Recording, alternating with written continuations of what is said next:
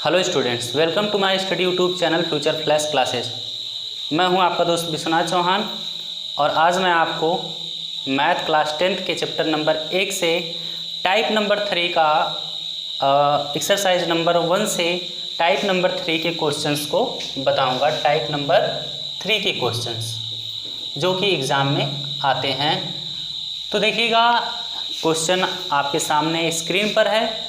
दिखाइए कि करड़ी में 2 एक अपरिमेय संख्या है। आपको करड़ी में 2 को अपरिमेय संख्या बताना है, जबकि आप जानते हैं कि करड़ी में 2 अपरिमेय है, लेकिन आपको इसको दर्शाना है या सिद्ध करना है। तो सिद्ध करने के लिए हम विरोधाभास नियम का क्या करेंगे, प्रयोग करेंगे। तो मान लेंगे, इसके विपरीत हम मान लेंगे, माना करड़ी में 2 एक परिमेय संख्या है। एक परिमेय संख्या है। आपको अपरिमेय बताना है, हम इसको परिमेय मान लेंगे। जब परिमेय मान लेंगे तो परिमेय संख्या हमेशा क्या होती है, करड़ी में 2 बराबर क्या हो जाएगा, a/b। मान लीजिए जहाँ करड़ी में 2 क्या है, परिमेय है, तो वो a/b के रूप में होगी, क्योंकि कोई भी परिमेय संख्या क्या होती है, a/q के फॉर्म में होती है। तो p की जगह मान लीजिए a और b, q की जगह क्या है, b। जहाँ लिख सकते हैं, जहाँ a और b पूर्णांक हैं, क्या है, पूर्णांक हैं। a और b क्या है, पूर्णांक हैं। और b is not equal to 0, और b कभी भी 0 नहीं होगा। परिमेय संख्याओं का यह नियम होता है कि हमने करड़ी में 2 को परिमेय माना है, और परिमेय संख्या क्या होती है, परिमेय संख्या हमेशा p/q के फॉर्म में होती है। तो p की जगह a और q की जगह b मान लिया, तो यह परिमेय संख्या किसके बराबर होगी, a/b के फॉर्म में होगी। मान लीजिए करड़ी में 2 एक परिमेय संख्या है, तो उसका अंश a है और हर क्या है, b है। जहाँ a और b पूर्णांक है तो b बराबर 0 कभी नहीं होगा यदि परिमेय संख्या होगी तो। अब हम दोनों पक्षों का क्या कर देंगे, वर्ग कर देंगे। देखिए इधर हम क्रॉस गुणा कर दे रहे हैं, तो क्या हो जाएगा आपका, करड़ी में 2b इक्वल टू a। अब लिखेंगे दोनों पक्षों का वर्ग करने पर, दोनों पक्षों का वर्ग करने पर देखिए वर्ग करेंगे तो हो जाएगा आपका ये 2 ही बचेगा, ab² हो जाएगा इक्वल टू a²। देखिएगा जब आपका यह परिमेय संख्या होगा तो a और b में एक के अलावा कोई सहअभाज्य गुणनखंड नहीं मिलना चाहिए। यही हम सिद्ध करेंगे। a और b में हम एक के अलावा कोई सहअभाज्य गुणनखंड लाएंगे। तो देखिएगा हम दोनों पक्षों का वर्ग कर दिए, b का क्रॉस मल्टीप्लाई किया, दोनों पक्षों का वर्ग किया, 2b² आया इक्वल टू a² हो गया। तो देखिएगा 2b² इक्वल टू a², इसका मतलब है 2b² जो b² का जो गुणनखंड है वो 2 है, यानी कि b² किससे कटेगा, 2 से कटेगा। तो a² भी किससे कट जाएगा, 2 से कट जाएगा। तो लिखेंगे चूँकि a² 2 से विभाज्य है। किससे विभाज्य है, 2 से विभाज्य है, देखिए यहाँ से पता चलेगा, क्योंकि 2b² इक्वल टू a² और ये दोनों बराबर हैं, तो इसका इस b² भी 2 से विभाज्य है, तो a² भी क्या होगा, 2 से विभाज्य होगा। a², चूँकि a² 2 से विभाज्य है तो उसका वर्गमूल भी a भी क्या होगा, अतः या इसलिए a भी 2 से विभाज्य होगा, 2 से विभाज्य होगा। और देखिएगा यहाँ पर आपका 2b² सीधे सीधे दिख रहा है। 2b² में क्या है आपका, b² किससे विभाज्य होगा, 2b² टोटल किससे विभाज्य है, आपका 2 से विभाज्य है। अब देखिए हमें पता चल गया कि a जो है, अब देखिए हमें पता चल गया कि a किससे है, 2 से विभाज्य है। तो यानी कि a जो होगा, हम मान लें कि a जो होगा वह किसके फॉर्म में होगा, 2c के फॉर्म में होगा। माना, ये क्या किया हमने, मान लिया, माना a इक्वल टू क्या होगा, 2c के फॉर्म में, 2 × c के फॉर्म में होगा, क्योंकि 2 से विभाज्य है। तो अब हम a का मान कहाँ रख दे रहे हैं, 2c के फॉर्म में होगा, 2 के गुणनखंड के रूप में होगा। तो ए 2 से विभाज्य है, तो इसलिए ए बराबर हम क्या मान रहे हैं, 2c का फॉर्म मान ले रहे हैं कि 2 से विभाज्य होगा तो 2c के फॉर्म में होगा। और इसी 2c को हम कहाँ रख देंगे, इसको समीकरण 1 मान के इसी में रख देंगे। अब लिखेंगे a का मान समीकरण 1 में रखने पर, a का मान समीकरण 1 में रखने पर, और देखिएगा जब रखेंगे तो क्या हो जाएगा, 2b² इक्वल टू a की वैल्यू क्या है 2c का होल स्क्वायर कर दीजिएगा, 2b² इक्वल टू क्या हो जाएगा 2 2 जा 4c²। तो देखिएगा ये 2 2 से क्या हो जाएगा, कैंसिल हो जाएगा। तो क्या हो जाएगा आपका, इधर लिख दे रहे हैं, तो हो जाएगा b² इक्वल टू 2 2 जा 4 और c²। तो देखिएगा b² किसके बराबर है, 2c के स्क्वायर के बराबर है, 2c के स्क्वायर। तो यानी कि जब 2c² के बराबर है तो 2 से कौन विभाज्य होगा, b² भी किससे विभाज्य होगा, 2 से विभाज्य होगा। चूँकि b² किससे होगा, b² 2 से विभाज्य है, 2 से विभाज्य है, क्योंकि 2 के गुणनखंड के रूप में है। b² 2c² के बराबर है, b² किसके बराबर है, 2c² के बराबर है। तो यहाँ से आपको 2 के गुणनखंड के रूप में मिल रहा है। तो a बराबर है 2c² पूरा 2 से विभाज्य है और 2c² पूरा b² के बराबर है। तो b² भी क्या होगा, 2 से विभाज्य होगा। इसलिए हम लिख रहे हैं चूँकि b² 2 से विभाज्य है, 2 से विभाज्य है, इसलिए b भी 2 से विभाज्य होगा, उसका वर्गमूल b भी 2 से विभाज्य होगा, 2 से विभाज्य होगा।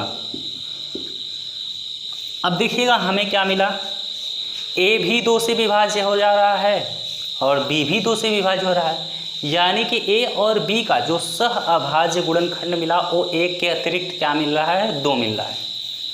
चूँकि a और b का सह अभाज्य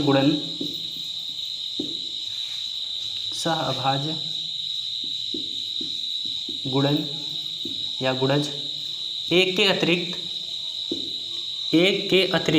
क्या मिल रहा है हमें, 1 के अतिरिक्त 2 मिल रहा है, 1 के अतिरिक्त 2 है, जो इस तथ्य का विरोध करता है, कि करड़ी में 2 एक क्या है, परिमेय है, अतः करड़ी में 2 क्या है, एक अपरिमेय है। जो इस तथ्य का विरोध करता है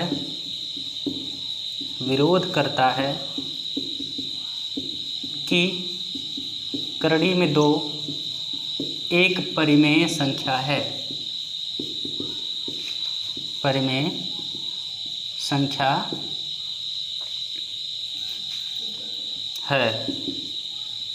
अतः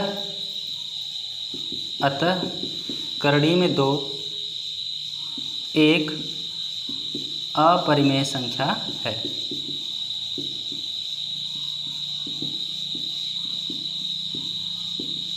तो दोस्तों इस तरह से सिद्ध हो गया कि करड़ी में 2 क्या है, एक अपरिमेय संख्या है। कैसे आपको देखिएगा करना है, एक बार फिर से रिवाइज कर दे रहे हैं इस कॉन्सेप्ट को। आपको क्लियर क्या होगा करना है, यहाँ से देखिएगा 2b² जो है वो a² के बराबर है और 2b² टोटल 2 के गुणज के रूप में है, तो a² भी 2 के गुणज के रूप में होगा, इसलिए a² जो होगा वो 2 से क्या होगा, विभाज्य है। तो उसका वर्गमूल a भी 2 से विभाज्य होगा। जैसे वर्गमूल कैसे, जैसे देखिएगा यदि आपका 3 का स्क्वायर या 9 का, देखिए 3 का स्क्वायर क्या होगा, 3 का स्क्वायर जो है वो 3 3 जा 9 होगा, यह क्या होगा 3 से डिवाइड होगा, 3 से क्या होगा, डिवाइड होगा। तो इसका वर्गमूल 3 क्या हो जाएगा, 3 आएगा, ये भी क्या हो जाएगा 3 से डिवाइड हो जाएगा। देखिएगा 9 जो है 3 का स्क्वायर जो है 9, यह 3 से विभाज्य है, किससे विभाज्य है, 3 से विभाज्य है। तो इसका वर्गमूल 9 का भी आएगा 3, और 3 भी इसका वर्गमूल भी किससे विभाज्य हो जा रहा है, 3 से विभाज्य हो रहा है। इसी आधार पर इस बात को लिखा जाएगा, इस कॉन्सेप्ट को और इस कॉन्सेप्ट को। तो इसको आप समझिएगा आसानी से, अगर न समझ में आए तो वीडियो रिवाइज करके देख लीजिएगा। तो टाइप नंबर 3 में हमने यह प्रूफ किया। तो इसी के क्रम में हम एक और प्रश्न लेंगे, एक क्वेश्चंस लेंगे, प्रॉब्लम लेंगे। तो देखिएगा, पहले इसको इरेज कर लेते हैं।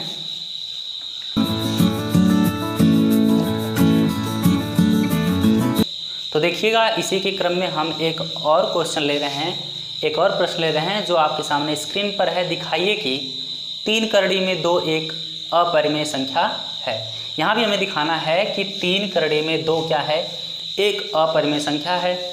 तो हम तो जानते हैं कि करड़ी में 2 क्या, 3 करड़ी में 2 एक अपरिमेय संख्या, लेकिन हमें क्या करना है, प्रूफ करना है, वो भी विरोधाभास नियम के आधार पर। तो देखिएगा, हम मान लेंगे, इसके विपरीत हम मान लेंगे 3 करड़ी में 2 क्या है, एक परिमेय संख्या है। तो माना 3 करड़ी में 2, इसके विपरीत हम मान लेंगे, माना 3 करड़ी में 2 एक परिमेय संख्या है, एक रेशनल नंबर है, परिमेय संख्या है। तो देखिए क्या हो जाएगा, जब एक परिमेय संख्या आपने माना है तो परिमेय संख्या किसके रूप में होता है, p/q के रूप में होता है। अतः क्या हो जाएगा आपका, यह परिमेय संख्या हम मान लें 3 करड़ी में 2 किस रूप में है, a/b के रूप में होगी, जहाँ a और b क्या हैं, पूर्णांक हैं। जहाँ a और b क्या होंगे, a और b पूर्णांक हैं। पूर्णांक मतलब पूरे अंक हैं, पूर्णांक हैं। और आपका b is not equal to 0, b 0 के बराबर भी नहीं होगा। तो देखिएगा, जब हमें इसको अपरिमेय सिद्ध करना है तो a और b का जो सह अभाज्य गुणनखंड होना चाहिए, जो सह अभाज्य गुणज होना चाहिए, वो 1 के अतिरिक्त कोई नहीं होना चाहिए। तो देखिएगा, हम इसको क्या करेंगे, इस तरह से अब सॉल्व कर रहे हैं। देखिएगा, हम इसको नीचे भेज देंगे तो क्या हो जाएगा आपका, √2 is equal to a/3b, a/3b। देखिए 3 नीचे चला आए, चूँकि a, 3 और b सभी क्या है, पूर्णांक है, सभी क्या है, पूर्णांक है। देखिए a भी पूर्णांक है, b भी पूर्णांक है, 3 भी पूर्णांक है, और ये दिख भी रहा है a/p/q के रूप में। तो यह क्या है, एक परिमेय संख्या है, यह पूरा एक परिमेय संख्या है। तो कड़ी में 2 भी क्या होगा, परिमेय संख्या होगा। ये पूरा परिमेय संख्या आपको दिख रहा है, क्योंकि a पूर्णांक है और b भी पूर्णांक है और 3 भी पूर्णांक है। तो सभी पूर्णांक तो p/q के फॉर्म में दिख रहा है। p बराबर a हो गया और q बराबर क्या हो गया, 3b हो गया। तो a है एक परिमेय संख्या दिख रहा है, तो कड़ी में 2 भी क्या होगा, एक परिमेय संख्या होगा।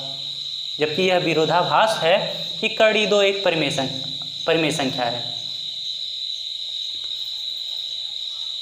तो देखिएगा, हम लिख रहे हैं, हमें क्या पता है, a, b और 3 पूर्णांक हैं। क्या हैं, पूर्णांक हैं, पूर्णांक हैं। और पूर्णांक हमेशा क्या बनाते हैं, पूर्णांक हैं। अतः a/3b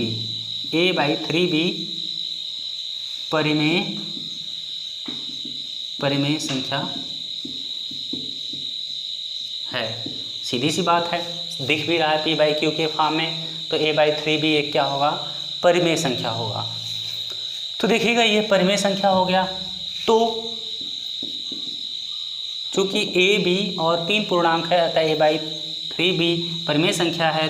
तो करड़ी में 2 भी परिमेय होना चाहिए, परिमेय संख्या होना चाहिए। जबकि यह विरोधाभास है, जबकि यह तथ्य इस बात का विरोध करता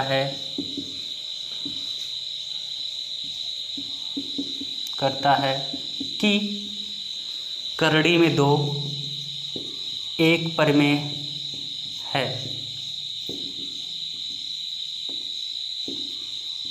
हमने सिद्ध भी किया है कि करड़ी में 2 क्या है, परिमेय नहीं है। देखिए, जबकि यह तथ्य इस बात का विरोध करता है कि करड़ी में 2 एक परिमेय संख्या है। अतः आपका 3 करड़ी में 2 एक अपरिमेय